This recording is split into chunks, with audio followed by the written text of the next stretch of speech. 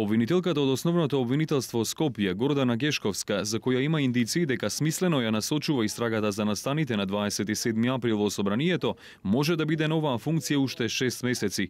Иако нејзиниот мандат истекува на 15 мај, ансат од сигурни извори дознава дека на Гешковска најверојатно ќе биде продолжен мандатот до завршување на истрагата за насилството во парламентот. Според нашите извори, Советот на обвинители ќе се состане во вторник со цел продолжување на мандатот на Гешковска.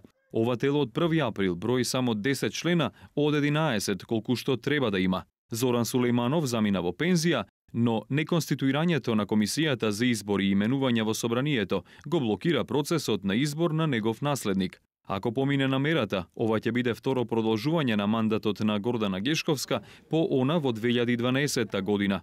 Гешковска е позната на јавноста по случајот Монструм, кога побара максимална казна за осомничените, поттикнувајќи масовни протести.